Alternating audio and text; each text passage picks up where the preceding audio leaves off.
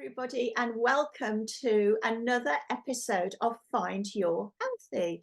So my name is Isabella Natterins. I'm the CEO of the UK and International Health Coaching Association. And this little snippet is celebrating our Find Your Healthy Week, which is a public health awareness raising campaign. So we want to do as much as we can with all the wonderful people that we know that are in our network to encourage you guys out there to find ways of finding you're healthy. And today I have the absolute pleasure of a dear colleague, Sheila Kissane from Boutros Bear. Sheila's with us to talk to us about the wonderful stuff that she does, finding her healthy and helping other people find their healthy too. So Sheila, over to you. Thank you, Isabella. So my background prior to founding Boutros Bear was actually in civil engineering. So I had a corporate job for 20 odd years. And what led me to founding the company was that I'd had a diagnosis of breast cancer. It was an aggressive form of breast cancer, but fortunately it was found at a very early stage. So that meant it was highly treatable. I had a year's worth of treatment, surgery, radiotherapy, oncology, mastectomy and reconstruction and targeted therapies. And then off the back of that, I had to really feel, I really wanted to feel that I could make changes to my life to reduce my risk of recurrence and also regain my movement and my exercise levels. So I guess that I'd done that for a year or so, and I had I worked with a health coach. It was incredibly, helpful to have somebody to guide me to actually know how to exercise, what to do to exercise. I think that if we're trying to do this on our own, it can be very easy to sort of crash and burn, think that you can do it all, do too much, and then get bored of it, but quite quickly. So people go through these cycles. But actually what you want with exercise and movement is, of course, that consistency, that it becomes part of who you are every day, and it's always there, at the back of your mind. So how that's worked for me over the years is about a year and a half ago, actually, I had a very profound change in how I think about exercise and healthy and, working in the best way for my body and with my job. And that was, I was missing exercise and movement because I used to schedule it for like every, I would try and work out or do some movement 3 or 4 times a week. And for me, and finding my healthy, I felt that it was very easy to say, I'm not going to do it today, I'll do it tomorrow. So if it was a run and I would wake up and it would be raining, I might say, well, I don't want to go and run in the rain, so I'll do it tomorrow instead. And in winter, you're kind of waiting for that, a day, which is the perfect day, and it's never going to happen. So about 18 months ago, I changed that philosophy to, I will get up and I will exercise every single day. And then one day that might just be a walk, so it's like the rest day. But those other 6 days, I'm going to do something.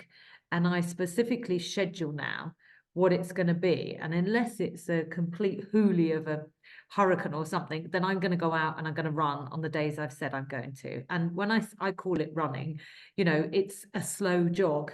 But for me, I'm a hero. I've done couch to 5K. I did it slowly and I don't run fast, but my heart rate is enormously elevated and I get all of the benefits from it. So it's a dumbbell, it's a kettlebell.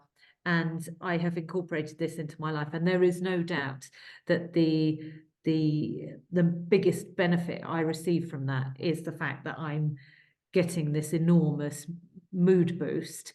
And I welcome that. As a founder of a company, I feel that, you can run at quite high stress levels. And I know that on the times when I haven't consistently walked in nature, run in nature, been outside, I've actually taken even my daily workouts now outside. I've heard so much about the need for the circadian rhythm and that we're sort of missing that.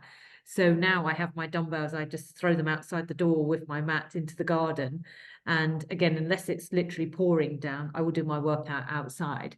So I really feel that for me, it has enabled me to do my business, to look after my children better, And the fact that I have consigned myself to doing it every day, it definitely means I do it.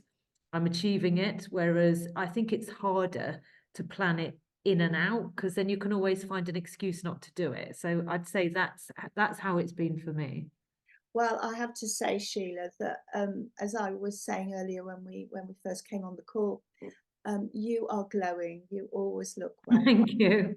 And for those who haven't followed Sheila yet on LinkedIn, please do, because she puts up some fabulous, encouraging, inspirational posts, and ones with such huge humanness that it's impossible not to want to go out in the rain and run with you, my dear. So, so well done for you.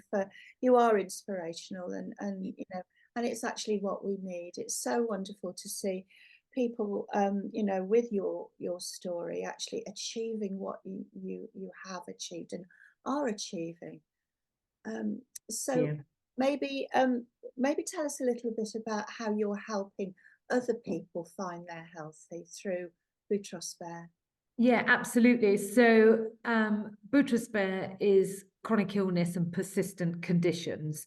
So cancer, obviously, you know, I started the company on the basis of my own cancer experience. So that has always been a cornerstone. And we really built out of that. What does a cancer patient need? So as well as understanding how to exercise. And again, I think the most important thing with changing our exercise and our movement habits is we don't need to judge ourselves against anyone else. We can work to where are we today and how are we moving forward. And also, I think that it's very easy to set yourself almost unattainable targets, but actually, if they are broken down into the achievable, and you can look back and celebrate the success of where you've come from. So I always say, make it, and you know, our health coaches say, make it about where we're coming from and where we've got to. And often we sort of forget to look back at where we were and where we are today. And I think that's an enormous part of this. And so this is how we want to support other people, is to help them to normalize where they are and think about moving the dial, making these micro changes. And then when you look back, you see how far you've come. So with cancer patients, we find that cancer patients, you know, have a burning desire to make those changes. There is an enormous amount of evidence that in exercise oncology, that exercising regularly to the highest rate that we can, and that rate will change on vary person to person and depending on what cancer they've had and what treatment they've had. So, but actually getting themselves into a zone where they're working out is going to increase long-term survival. It's going to increase their mental and physical health day to day, but also we're looking for this reduced rates of reoccurrence. And there's a lot of papers to suggest that it has an impact down the line by consistently moving and exercising. So that's how we work in the cancer space. For chronic pain, a lot of people say, as an example, with say lower back pain, which is incredibly common, you tend to develop a fear avoidance of exercise because you have got this searing pain. And if, you know, somebody with a bulged disc, they move and it's going to send a rocketing pain down their body. And so, of course, that's quite natural. So our Chief Medical Officer, Dr. Deepak Ravindran, his book, The Pain-Free Mindset, it goes through every element of pain, why we're getting these pain signals, how we can rewire our brain to turn them off, and the role of exercise to overcome pain in the short, medium, and long term. And of course, an enormous part of all of this is the element of preventative healthcare. And Isabella and I were talking about this before we started, that even with any form of chronic illness, having preventative plans in place and daily stretches, daily exercises, particularly with people in chronic pain, with back pain and neck pain, by exercising 5 to 7 minutes a day and doing stretches, you're creating a form of preventative healthcare to prevent this condition from having a flare up later.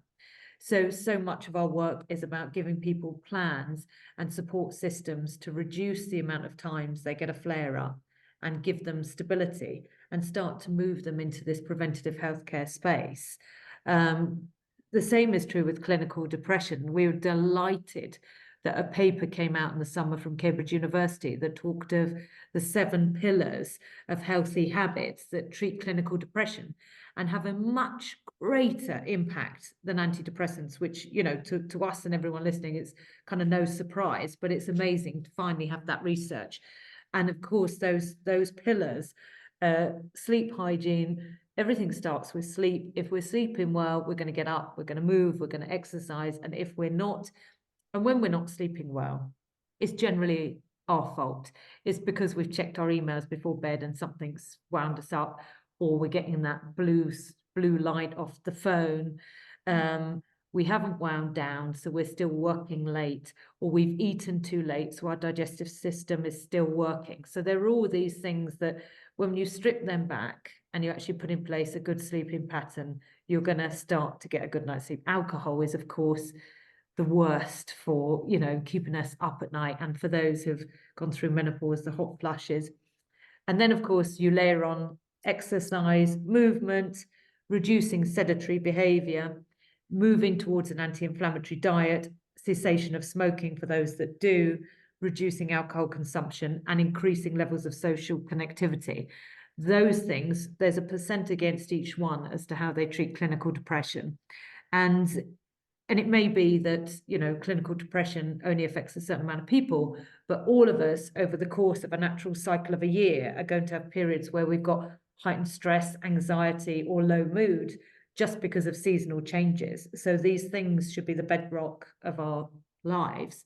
And to have that research now that proves that, I think is just brilliant, because it means that, you know, Isabella, your health coaches, so our health coaches are all trained through Isabella's UK and International Health Coaching Association. So we know that they're all accredited. They've gone through training checks, that everything in terms of how they can support people is being considered.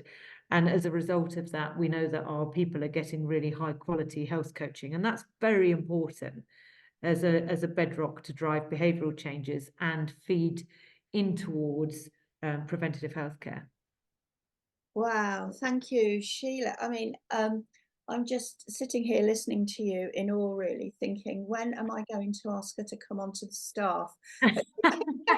Yeah. And when are you going to do your health coaching qualification? I know, you know, I would love to. I do, you know, being the challenge with running a business is that I sometimes feel in a startup world, you don't do anything particularly well. You have to jump around all the time. But I would absolutely love that. And I think yeah, I caught up with Drew yesterday, our head of counselling psychology, and he's a fabulous person, and he has enormous levels of empathy and compassion.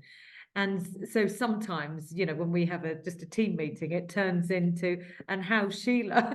And I think, oh my God, don't even ask me, because I'm so busy. I haven't got time to think how's Sheila. Well, you see, I think that's the point, Sheila, a testament to the way that you are putting your self-care above everything else, means that you can put everything that you value and working towards with the work that you do, actually, and you're getting there.